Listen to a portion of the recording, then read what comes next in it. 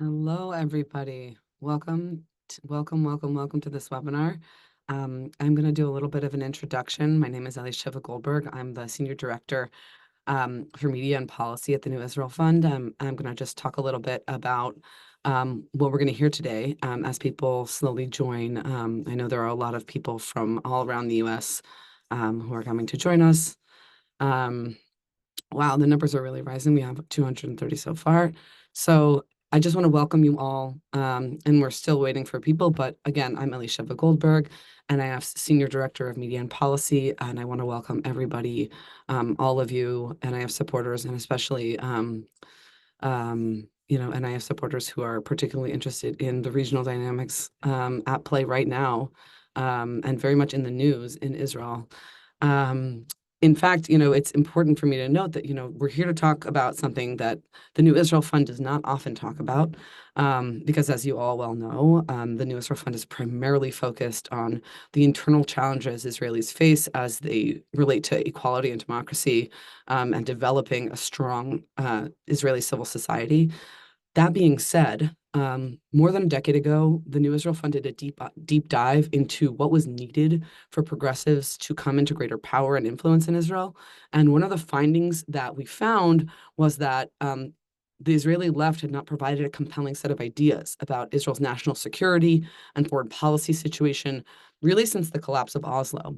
And that was the initial rationale for funding the organization that our friend here, Dr. Assaf David, leads, the Forum for Regional Thinking, because this group of people, thinkers and practitioners of sort of like the top level foreign policy thinking, help our camp, the peace camp, the left, whatever you want to call it, be smarter, think broader, and generally more deeply understand what the geopolitical and regional dynamics of this region are.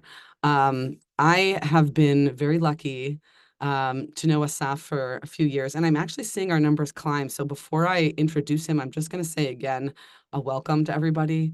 I'm going to remind you who I am. I'm the Senior Director of Media and Policy for the New Israel Fund. My name is Elisheva Goldberg. And we're really lucky to have today with us Dr. Assaf David. So as I said, I've known Assaf for many years, and really Assaf is the person that I call, me, Elisheva, when I need to more deeply understand what is going on behind the headlines. And so I want to introduce him to you with that in mind, because he's really an amazing resource for me, and I'm here to share him with you. Dr. Assaf David is the director of the Israel and Middle East Department at the Leer Institute. He's also the co-founder and academic director of the Forum for Regional Thinking, a think tank of Israeli and Palestinian scholars, analysts, and activists. He also teaches comparative politics in the Department of Political Science at Hebrew University. And Assaf, I would turn it over to you, and I would ask you questions if I didn't still see our numbers rising. So I'm just going to one last time give a welcome, because we're, still people, it's only 11:04 and people are still joining us. And maybe in 1 minute, I will read your bio one more time. But I just want to welcome everybody on behalf of the New Israel Fund, and thank you for joining us today at this really, really critical time for the region, for Israel, but also for all of the countries that surround it, and for Palestinians who live in the West Bank and Gaza, and East Jerusalem. So again, I'm Elisheva Goldberg, and I think we should just start, even though the numbers keep rising. And once again, Dr. Assaf David is the director of the Israel and Middle East Department of the Leer Institute, the co-founder and academic director of the Forum for Regional Thinking, which is a think tank of Israeli and Palestinian scholars, analysts, and activists, and he teaches comparative politics at Hebrew U. So, Assaf, welcome. It's great to see you, as always. Thank you very much, Elisheva. Yeah. Thank you for having me. It is a pleasure. So we should start with what feels like the most recent in a series of very escalatory events. On this last weekend, Israel retaliated for the ballistic missiles that Iran launched over Israeli sovereign territory, and they you bombed a bunch of air defense systems in Iran and crippled their missile production systems. And it seems to observers who are reading mainstream media like a calculated and kind of clever move. That being said, everything remains really volatile and things can go kind of any direction. And when you and I spoke before this call, you said that there were really two ways to understand Iran and its actions. And I was hoping that you would share with us that broad overview of what those two ways are and how you're thinking about it. Yeah, so thank you for the question. I think it's the most pressing question probably for people outside Israel who look at what happens between Israel and other states and entities and paramilitary players in the Middle East, and especially with Iran, because what's happening with Iran right now for the past, several months is unprecedented in both Israeli and Iranian history. So I think that one way to look at things, there are possibly two schools of thought as to how to understand Iran. One is that this government or regime, as I would refer to in Israel, the Netanyahu regime, prefers is to see Iran as an entity that seeks to annihilate Israel. And has a very coordinated program and plan. And the billboards that you saw in Iran, that in 2 years' time they will take Israel off the map, and so on and so forth. Those who believe this notion would have to explain how and why Iran didn't join at the first place, didn't coordinate the attack with both Hamas and Hezbollah. And second, if it wasn't coordinated, why didn't they join Hamas and later Hezbollah, or even encouraged Hezbollah to launch more serious attacks on Israel and take advantage of what happened on the 7th of October, which took Israel completely by surprise. And if Hezbollah would have joined Hamas in an an all-out war against Israel from the north, and then Iran would join the two organizations, that would be devastating for Israel. So I would prefer the other idea that Iran is a very strong, staunch rival of Israel and of other Sunni entities in the Middle East. Whether it likes to annihilate Israel or not, we will never know. Why do you say that? Because they say it all the time, right? I mean, just playing devil's advocate for a second. I mean, as you said, there were billboards in Tehran declaring that that's what their intention was. Well, first, the very idea of annihilating Israel, does it mean to take Israel off the map or just make Israel a non-Zionist state? Because Iran also said time and again that they will accept any political agreement that the Palestinians and the Palestinian Liberation Organization will reach with Israel. That has been said too. That's one thing. The second is that we must know that Iran's standpoint vis-a-vis Israel changed over time. So we cannot assume that from the very beginning of the Islamic Republic of Iran, it was, it sought to annihilate Israel. So I would go back to the idea that Iran's main interests is to protect and preserve the Islamic regime and the Islamic Republic.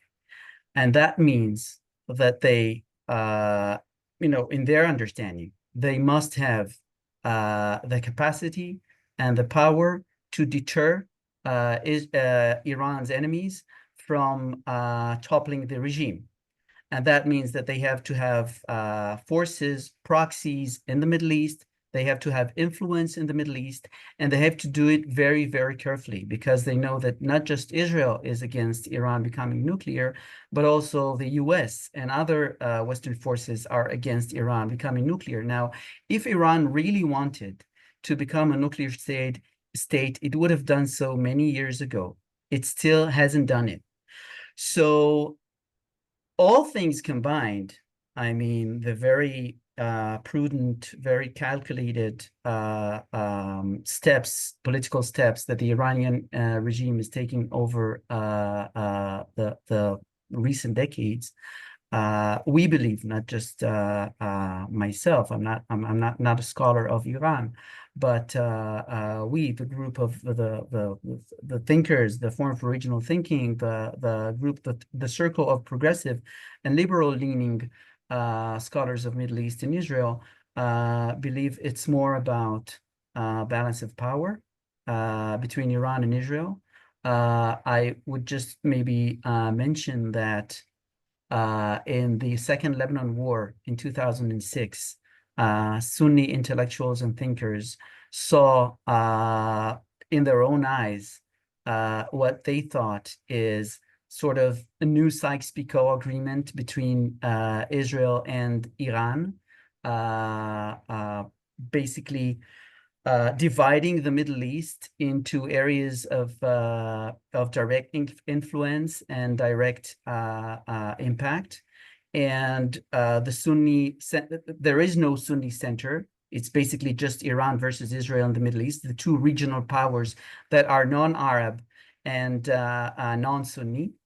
And what we see in the last year is basically the same idea materializes, is that Iran and Israel are fighting each other over other states in the Middle East, in the skies of other states in the Middle East. Now, that doesn't mean that Iran is not an enemy of Israel. That doesn't mean that Israel is not an enemy of Iran.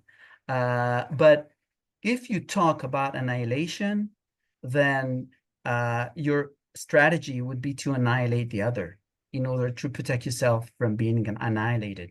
And I don't think it's a very wise strategy for any country in the world, not to mention the state of Israel, which is dealing with severe and acute crises in more than 2, 3, 4 fronts at a very critical time domestically and internally in Israel.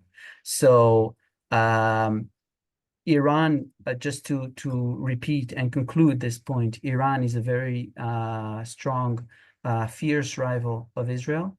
I don't think that it's useful to talk about Iran in terms of annihilation. I think it's useful to talk about Iran in terms of balance of power between two regional powers. I will just mention that there are voices, even inside the military security establishment of Israel, who call for some sort of rapprochement or dialogue with Iran. So it's not just lefty progressive thinking. It comes from within the system. And I think it's very important because people inside the system know very well the capabilities of both Israel and Iran and know what's right and what's wrong in this specific time. Thank you. Thank you so much. I'm already getting questions, but we will get to them in due course. Thank you for that answer. It's a really interesting thing to sort of reconsider. I mean, we are fed a diet in the American Jewish community in particular that Iran wants to just wipe Israel off the map. They want to destroy us, but thinking about it from a different perspective, from a regional power perspective, I think gives us actually some sense of hope that there are ways that we can deal with this that aren't just a war of annihilation, and that it's going to be one or the other, and it's totally a zero-sum game. Exactly. So thank you, and I want to shift from Iran to Gaza for a second, because I think we can't have a conversation about what's happening in the region without talking about Gaza. And I think that the question I want to ask you is pretty broad, which is like, what needs to happen for that war to end, for that and the hostages to come home? What is the, where can we see an end game here? And what are your thoughts there? It's really For me, yeah, I mean, for me, it was very,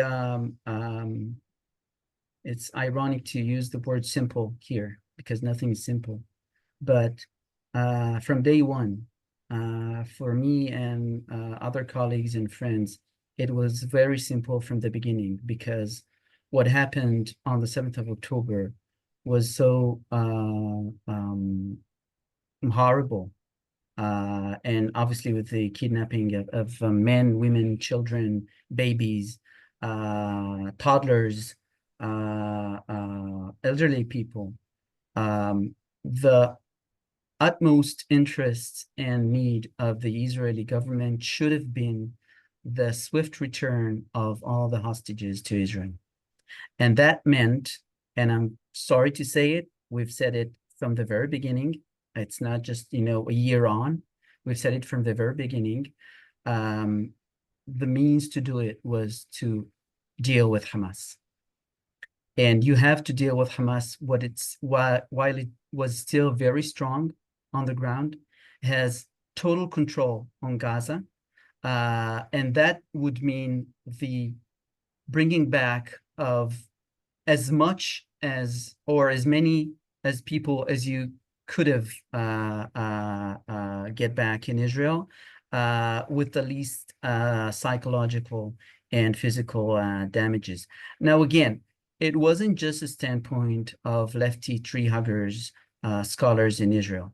It was also a standpoint of ex-military and ex-security officials, high-ranking officials, which knew from the very beginning that the state of Israel has abandoned the Gaza envelope, the Otef Aza, and it must not morally, politically, militarily abandon them once again in the hands of this horrible terrorist organization. Now, what happened was anything to the opposite of it. I mean, the government of Israel and the Israeli military invaded Gaza. They bombed Gaza. They bombed people. They bombed streets. They bombed houses, which they didn't know if there were hostages there. And in fact, we know that in some cases they bombed hostages. We know that in some cases hostages were killed by Israeli, even inside Israel, but also in Gaza by Israeli military forces. We know that now, a year on, after the only deal that got us back many hostages was a political deal with Hamas forces, right? With Hamas people, and we managed to return, a handful of other hostages in military operations. But what happened a year on of this war was that now we don't have any address to talk to. We don't know who to talk to because we killed all Hamas officials and we killed all Hamas leadership in Gaza. And no one knows where the hostages are right now. We don't know where the bodies are. We don't know how much are alive. We don't know anything. We basically killed the only address that could get us back the hostages. Now, that was a very, very terrible decision to make on October 8th. Do we take revenge of Hamas, which we should, or our top interest is to get them back and then decide what to do with Hamas, and then decide what to do with Gaza, and then decide what to do with Hezbollah, and so on and so forth. So to our astonished eyes, the government of Israel decided to abandon them once again. And now, a year after this terrible war, Gaza is in ruins. No one knows where the 100 hostages, 100 and more hostages are. No one knows how many are alive. No one knows what did they suffer, especially the women and the soldiers there. No one knows anything, and you can't even ask Hamas officials because Hamas officials are gone. Uh, So so to the question of and just to conclude this, um, um, how would we return the hostages to Israel and let Hamas win this fight? Then the answer would be yes. I mean, you let them win this first fight. You let them win. You let yourself have all the hostages back.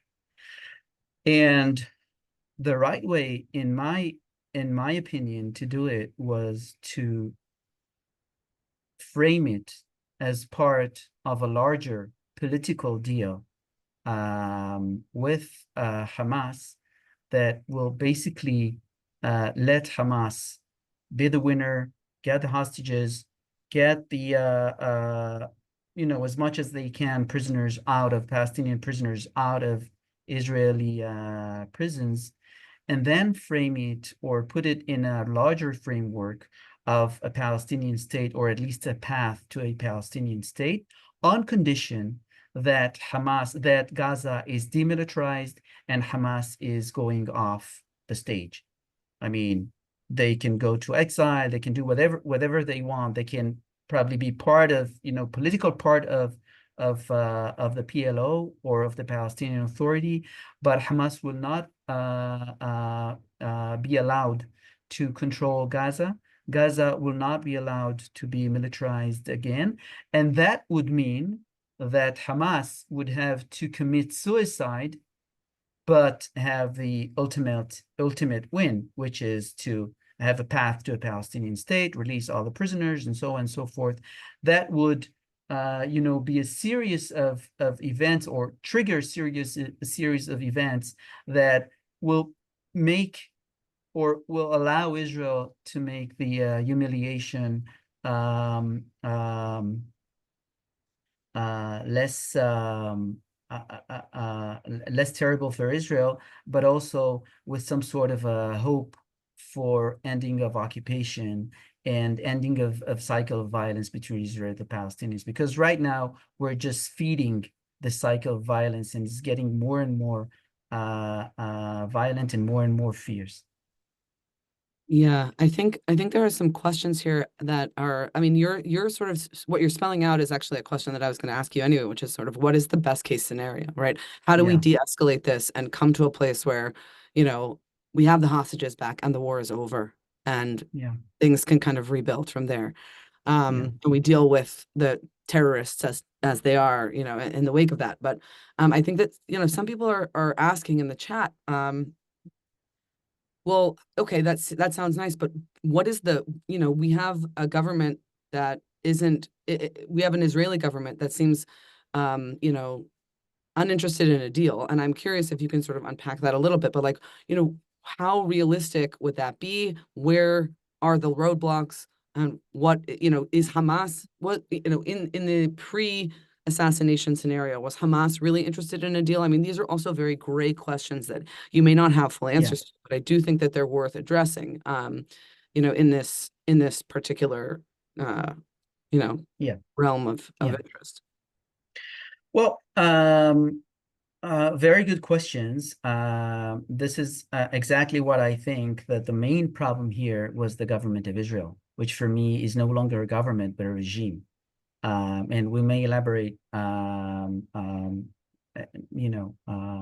a couple of minutes on this. But I would just want to mention that when you have a government that has no interests in any political deal with the Palestinians, and is not willing to recognize any other sovereignty other than Jewish sovereignty between the river and the sea.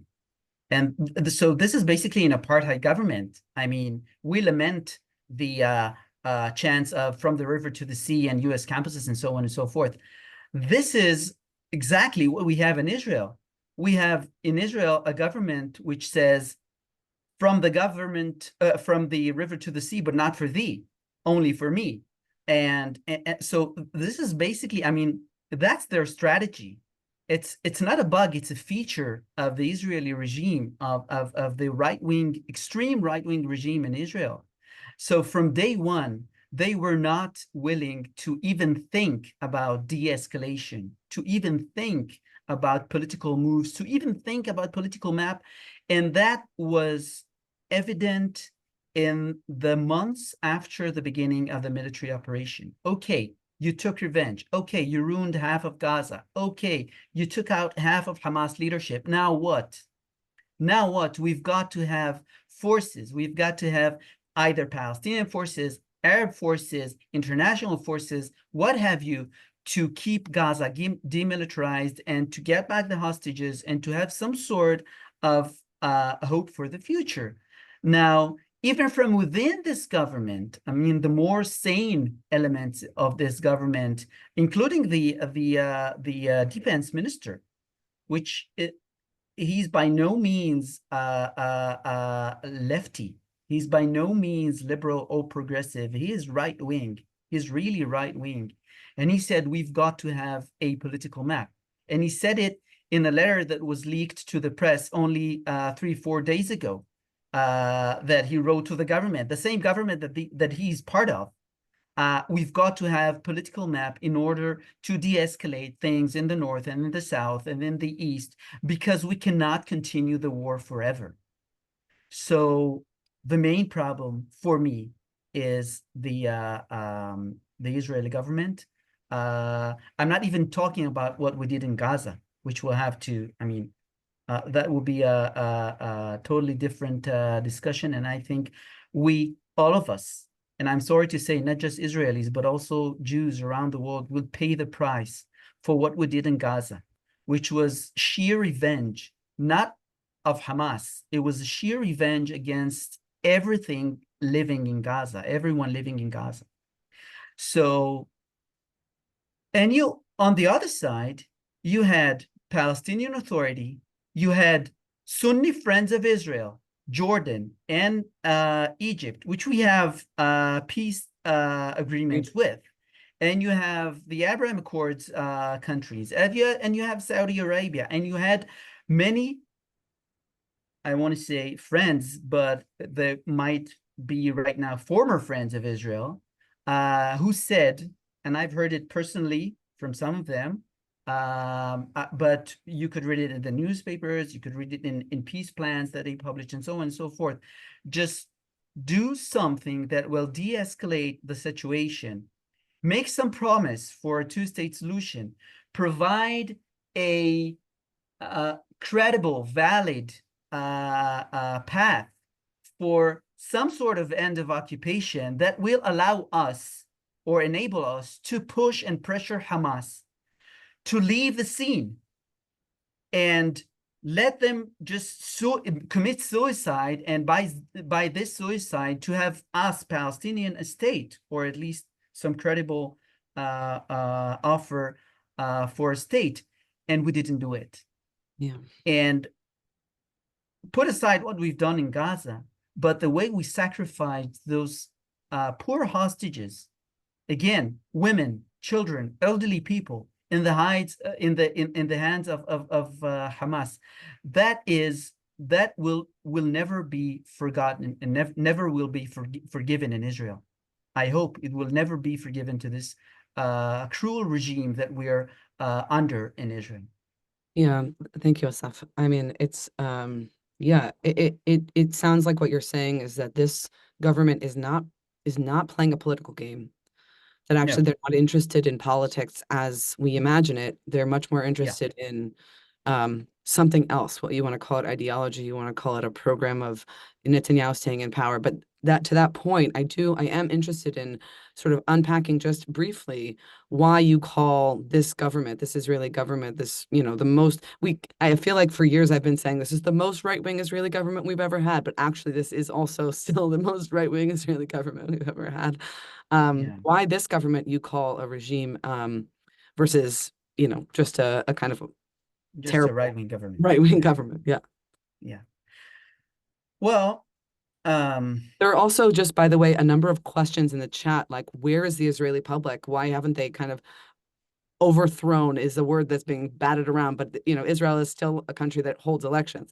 So why is this government still in power if it's so bad? Where's the Israeli public? okay. Um, Well, first, since I'm talking mostly to Americans right now, I'll just ask you to imagine how the United States would look like after 10 years or 15 consecutive years of Donald Trump in presidency. Just think about that. That would be the equivalent of what we're experiencing in Israel. I mean, it's been 10 consecutive years of this, I'm sorry to say, crazy government, which took right-wing politics and made it populist politics and made it centered around one person and shattered the Israeli democracy or an Israeli, you know, Jewish democracy, whatever.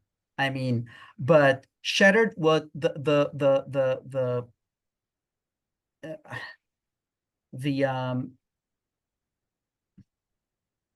I don't really have words for it, but think about more than a year ago. I mean, after a year of this government in power, that you have dozens of thousands, sometimes hundreds of thousands of Israelis in the streets, not left-wing people, some of them moderate right-wing, a lot of them Zionist left or Zionist center mainstream in Israel, demanding the government to drop and abolish the judicial coup and restore some powers to the judiciary, some powers to the Knesset, some powers to the people, and they just didn't listen.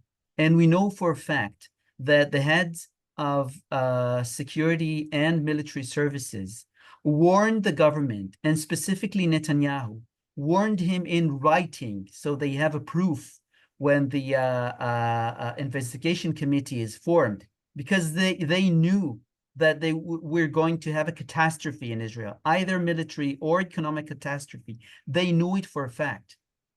And they warned Netanyahu of continuing with this policy of shattering the you're minimal referring powers that you're referring to the legislation that they attempted to pass yeah, and yeah. um, about But it's to much more diminish the than powers of the legislation. judiciary. Yeah.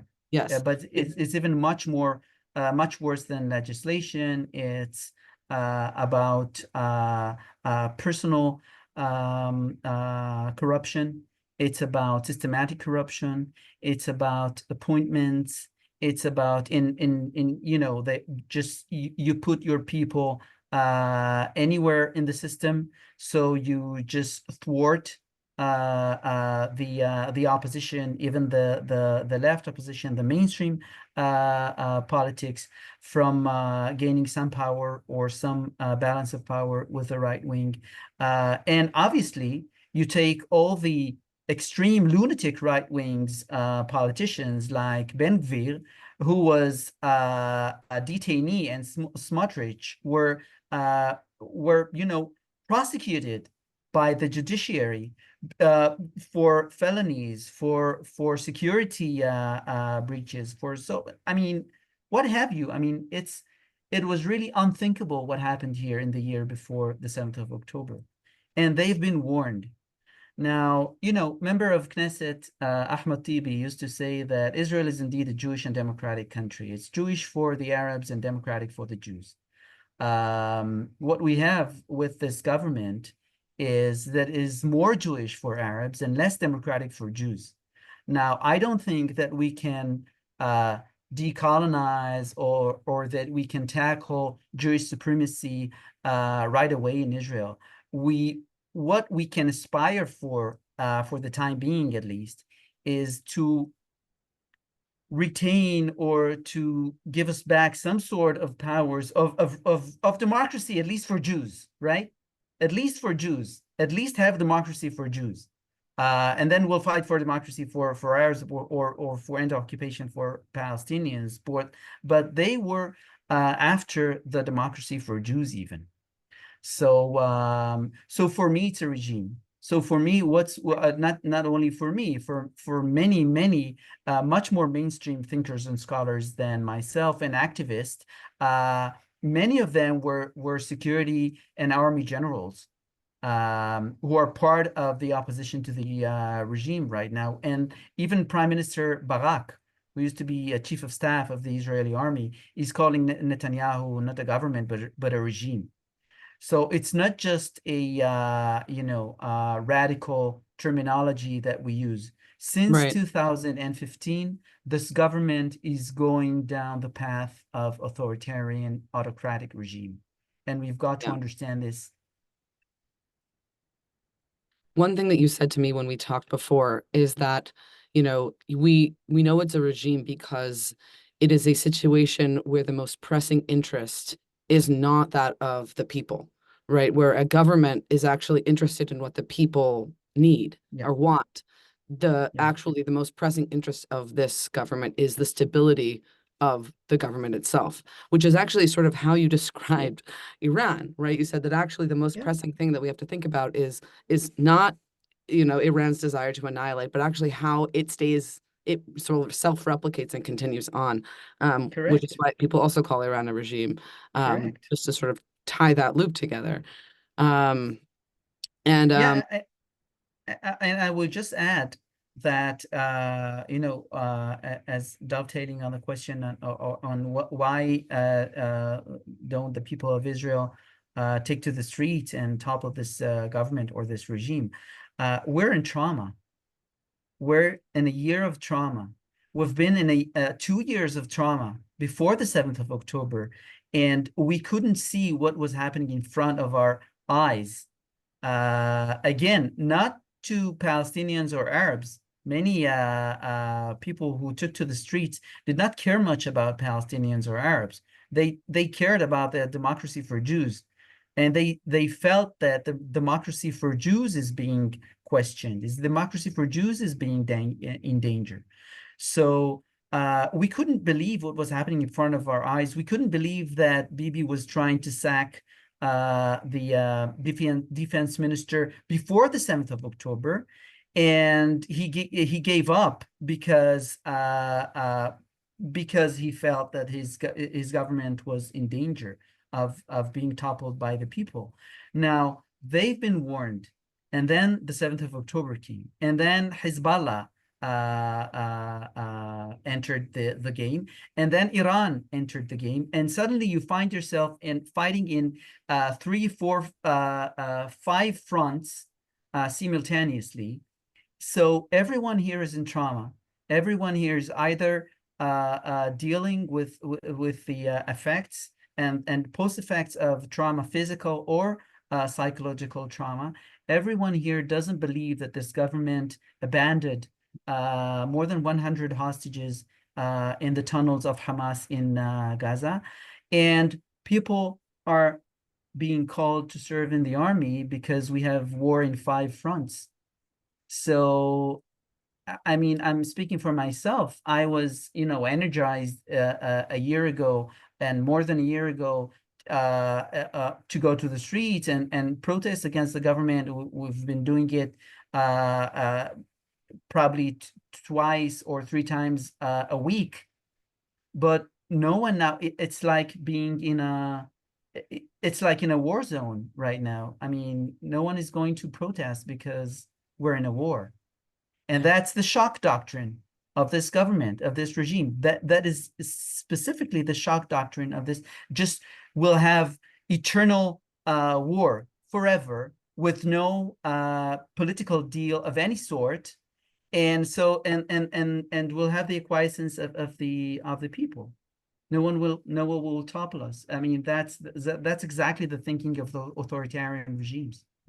Yeah. I mean, So you paint a picture that is important for us to see and that is important for us to look at right now. But I think a lot of people, especially at NIF, we like to think about what comes next and how we can be, how we can make progress, right? We are, after all, progressives. And so my sort of last question to you before I turn to some of the questions from the audience, and I appreciate all your questions. So many people are asking questions, and because there are so many questions. Yeah, This is a time of deep, deep uncertainty. yeah. And we're all asking lots and lots of questions. But I do want to ask you, because we're progressives and because we're all activists of a sort, whether it's through philanthropy and with our bank accounts, or with our feet, or in some other way. So the real question is sort of, what can we do? Like, where do we go from here? That is a question sort of on two fronts. Like, where does Israel go from here? And what do we as American Jews do? Well, for me, as we see it, the most important thing is to get rid of this government, because we believe that this government is um, uh, the source of the eternal war doctrine. Um, and this government is in the hands. I don't, at this point, we don't know if Bibi uses them or they use Bibi. It doesn't matter really, because that the strategy of this government is colonize Gaza, at least northern Gaza, and do ethnic cleansing. That's their eternal. That's their that's their goal. That's their stated goal for northern Gaza. Smotrich said only yesterday that the end game of everything should be one Jewish state between the river and the sea, and the Palestinians shouldn't be here. If they want to be here, they have to be residents, or they have to be inferior to Jews. That would be the exact definition of an apartheid state. That's the official policy of the government. This government is the source of the problem. We need to get rid of the government and start dealing with the ruins that it left us in Gaza and inside Israel itself. Right. I can't see any possible way to move from here with this government. Right. And you said to me when we were talking earlier about, it doesn't have to be replaced with a left-wing government, right? Your goal is not sort of, It won't be. it won't be. But It won't but be. a pragmatic government that actually understands politics, or that is interested in Yeah. the game Yeah. of politics and understanding the region, would be far better than what we have now. Yeah, yeah. I mean, you probably, I mean, all the listeners probably understood and gathered from my talk, my politics, which is radical left wing in Israel. But I'm also a pragmatic radical left wing scholar.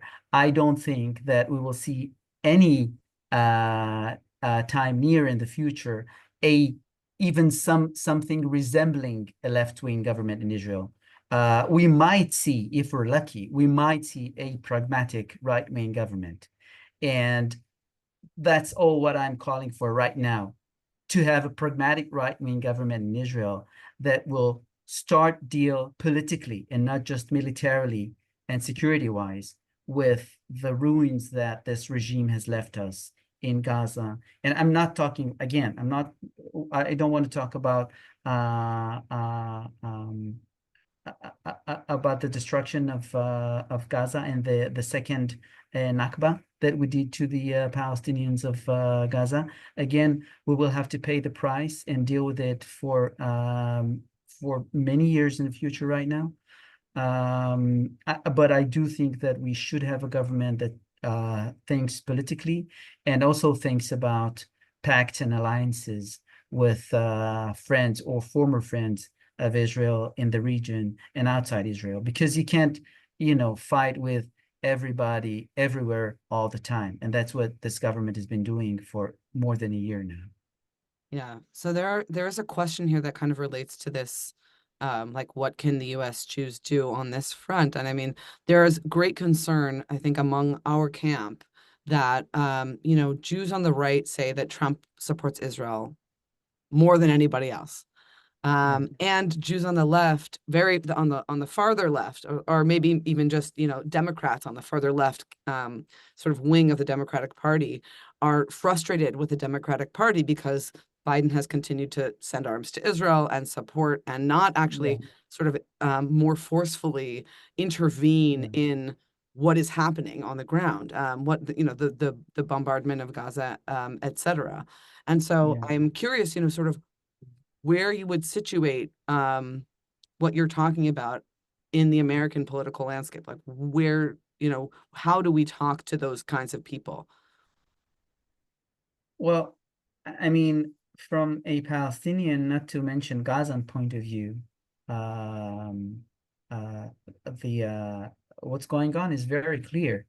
Is that the United States has given carte blanche to Israel to do whatever it wants in Gaza, and partly even in Lebanon, but not in Iran, because that's a bigger fish that the U.S. has to be involved in directly. But as much as Gaza is involved, I mean, for the Palestinians, everybody's been selling them to Israel. I mean, the U.S. supported Israel in whatever it has been doing, and never showed any restriction or substantial restriction against Israel in its military operations in Gaza. And the result was the total destruction. Now, we're talking about annihilation. We're looking at about almost total annihilation of Gaza, of buildings in Gaza, of roads, of infrastructure in Gaza.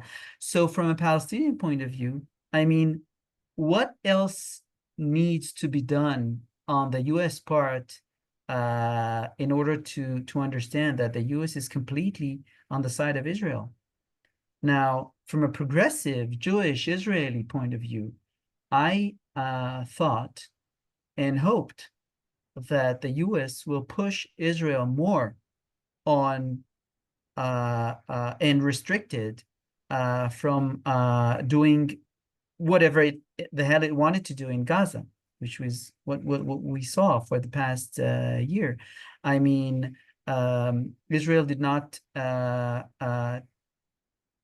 it it it didn't take care much or at all in humanitarian considerations. America could have been pushing Israel much more on this. America could have restricted the use of certain ammunition on Gaza, and America could, at least threaten with embargo on Israel if it continues to operate militarily in Gaza with no political end game in sight. And America didn't do it. Right. So I can't understand why people, and I know that most Jews in Israel favor Trump. I can't understand what people think that another administration in America, let's say a Trump administration, could do more in order to help Israel destroy Gaza. I mean, we've destroyed Gaza and we didn't get back the hostages. I mean, what do you expect to happen more if Trump administration was in power? What do you expect? Right. So like what more support does the Israeli military Yeah, need? I think that yeah, it's a sensibility, right? But I also have heard, the other side of the argument on Trump, which is that he doesn't like the visuals of what's going on in Gaza either. And he thinks, he could say on day one in office, Israel end the war. Which might come as a shock to a lot of people who are sort of on the right of our community and yeah, support him on the basis of him ostensibly being more yeah. pro-Israel. In my view, that would be more pro-Israel. That I would that think that Trump would let Israel colonize northern Gaza and don't think twice before he did it. So I don't think. I mean, yeah. but again, I mean that this is what the situation that we're in now, a year on into this war. Yeah. The administration did whatever it could to help Israel destroy Gaza, and that what's happened, and we will have to deal with it. So that's a difficult, a difficult note to consider, but Yeah, also extremely true. I do want to ask you back to sort of like the Iran side of our conversation. I think that there are people who, even as they can perhaps understand and adopt the view that Iran is a regional power fighting for its regional power yeah, and its continuation, its continued yeah, existence, what strikes the balance? How do we arrive at, in some sense, a balance of powers where Israel is secure, there's Palestinian autonomy, and we're still, Israel's secure from what Iran has called the Ring of yeah, Fire, right? All of these sort of the axis yeah, that they have, that attempts to yeah, encircle Israel, and that includes like Shia militias in Iraq, the yeah, Houthis yeah, in Yemen, right? The kind of yeah. like constellation. So what do you see there as the balance? Well, again, Israel right now is at this omnipotent mode of thinking that it can engineer the Middle East. Israel cannot and was never able to engineer the Middle East. Israel can do whatever in its power to give the Palestinians their freedom and their rights on any political formula that Israel and the Palestinians agree on. That is the most positive thing that any Israeli government will be able to do. About regional engineering of the Middle East, Israel, if it wants to enter this gambit of regional engineering, it will have to do it with regional forces. It will have to do it through alliances. It will have to do it with the US and Western powers and so on and so forth. It's too big a mission for Israel to do it alone. And right now, Israel is bombing everywhere in the Middle East. And I don't think this is a sustainable policy, even military policy on the part of Israel. So Iran has enough rivals in the Middle East that Israel can exploit and partner with to curb Iranian influence and Iranian sponsored terrorism in the Middle East. Israel cannot do it alone, and Israel cannot do it after a year of war that stretched the Israeli military way beyond its capabilities and powers. Yeah. Thank you. And I do want to talk, I mean, the questions that also are sort of bubbling up from the chat, really are, also asking a question that maybe, it's not a regional question. It's not a Middle East question. It's really a question about the Israeli public. And I think that this maybe you can just speak to from your own personal experience as a progressive leftist thinker. This is a country, as you said, and we will all continue to be acutely aware that is like deeply traumatized. Um, but the trauma is also continuing, right? The trauma of Yeah, all of the soldiers who have to go and do these things even from Israeli society who are also being yeah, killed, and also the people who are being killed on the other side. Like the trauma continues to deepen. And so, it is a very depressing thought. And I recognize that, our time is short and I don't want to end on a note, a down note, but I yeah, want to understand what the way out for Israeli society is. Like, how do Israelis pick themselves up and think about, I mean, I remember the statistic from Accord, which is a polling institute at Hebrew University, which we partner with frequently, that basically said, if you ask Israelis, um, do you want do you imagine the possibility of a Palestinian state? Do you think that that's a good idea? Right? A very low number right now will tell you yes. yeah, It's in the yeah, 20s.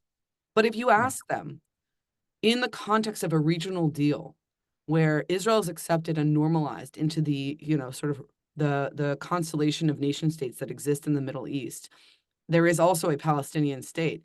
The yeah, number jumps into the 70s.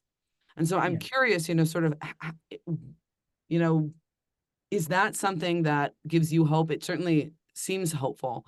And Yeah. where do we pull out those that sentiment from Israeli society and think and talk about it more? Well, two remarks on this. One is um, uh, I understand the feelings of rage and desire to revenge in Israeli Jewish society right after the 7th of October. I don't think that it was good or positive to have them, but that was the reality. And I understand this. I think that um, a responsible leadership in Israel, which we didn't have, a responsible leadership would try to control these feelings and would try to end this war as soon as possible in order to have as many as we can hostages in Israel.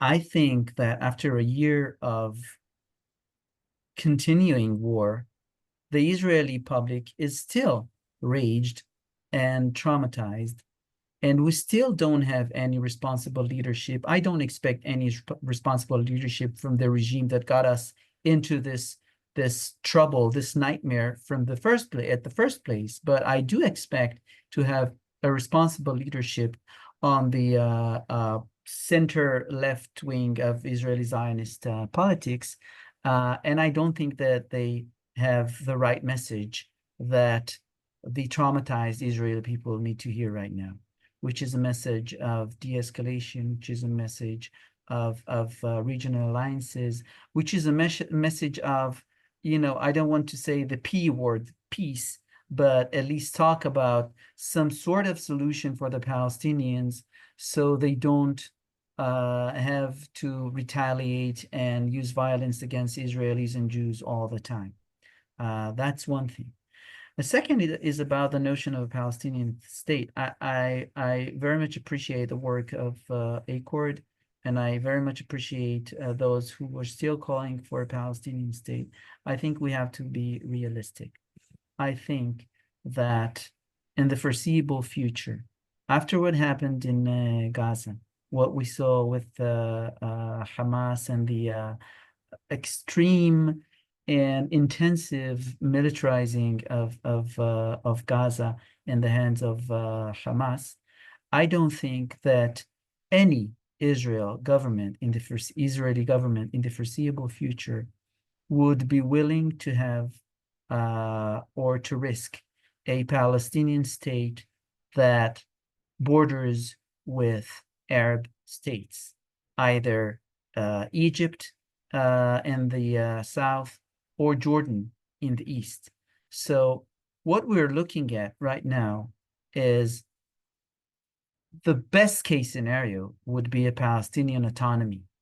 And it won't be even a continuous autonomy or geographically integrated autonomy for the Palestinians, because no Israeli government will be able to evacuate Israeli settlers, Jewish settlers from the West Bank. So basically what we're looking at from the point of view of liberal progressive politics in the foreseeable future is the fight for equality for Palestinians. If they don't get a state, and if they don't get a true self-rule or autonomy for themselves, and if they don't get sovereignty, then we, progressive Israeli Jews, liberal Jews, have to fight for equal rights for Palestinians. We have to defend Palestinians. We still, as Jews, have privileges in Israel. We're not put in jail for posting something on Facebook yet. We have to use these privileges in order to protect Palestinians, and especially in the West Bank, because right now in Gaza we can't do anything. That right now it's in the hands of much stronger forces than what we can muster. We have to defend Palestinian rights. We have to defend Palestinian lives in the West Bank. That's the best thing that we can do. And we have to educate the Jewish Israeli public that if the Palestinians don't get somewhere in the future, don't get a state, independent state, or at least an autonomy as a way, as interim phase for a state, then they should have equal rights as we have as Jews in Israel, because otherwise the right wing in Israel has a very clear and designed strategy for Jewish apartheid between the river and the sea. What is our response? Our response should be either Palestinian sovereignty and end of occupation, or total and equal rights for Palestinians and Jews between the river and the sea. Thank you. Thank you, Dr. Assaf David. Some people are asking a few questions like, where can we read more of your work? And also, they're also asking about other organizations like Land for All and other kinds of more creative solutions that Yeah, I think I'm sort of part of Land for All. Okay, they sort of fall I'm right part of a into Land for All. That, yeah, I totally support the idea of a Land for All. Again, at least in the sense that that would be the future. I mean, Israelis and Palestinians are interdependent, intertwined between the river and the sea. We can't have a separation. We can't morally have a segregation between Jews and Arabs, Israelis and Palestinians. So we've got to think about creative solutions, and a land for all is definitely one of these creative They're solutions. thinking about it. Yeah, we at NIF, we don't come down really on one solution or another, but we certainly host and discuss all sorts and all varieties of solutions that would generate a situation where people live in equality and democracy, because those are the values that we stand for and that we always see as our North Star. And I just want to, Elisheva, with your permission, just one note, which I didn't mention, and I think it's very important. I think that apart from interdependency between Jews and Palestinians here in this bleeding land, I think we as Jews bear responsibility towards Palestinians, towards what we did to Palestinians in the West Bank and recently in Gaza. We bear responsibility for the reconstruction and functioning of Gaza. We bear responsibility for the well-being of the people of Gaza, the innocent people of Gaza. Gaza do have innocent people. It does have civilians. Hamas said in the 7th of October that there were, or acted as if there weren't Israeli innocent people or Israeli civilians. We should not act the same way as Hamas does. What we do in Gaza is basically being Hamas in Gaza, a Jewish Hamas in Gaza. That's wrong. That's morally, politically, militarily wrong. And we should bear responsibility for what we did in Gaza. And I think it would be part of the future of Israel and Palestine. If this future is to be a peaceful one, that it means Jewish responsibility for for decades of exploitation of Palestinians and preventing them from freedom. So I will lift up that note in a more positive way and say that is sort of where we sit in lots of ways as American Jews who attend these webinars, who give to the New Israel Fund. We are attempting to uphold our own responsibility in this conflict as Jewish people. And that is, alongside the values that I named earlier, part of what we do. It is the place of compassion that we sit, and the place of honesty that we sit. And so I appreciate you naming that, Assaf. And I know we're 4 minutes over time, so I once again want to thank everybody for coming today. It was a really interesting and vital discussion, and particularly relevant in this moment. And the recording will be available towards either the end of the day today or tomorrow, and we will send it out to all who registered. So thank you so very much, Assaf, for your time. Thank you for the very work much, you Elisheva. do. Thank you, everyone, for being with us. And we'll see you next time. Thank you very much. Bye-bye. Bye-bye.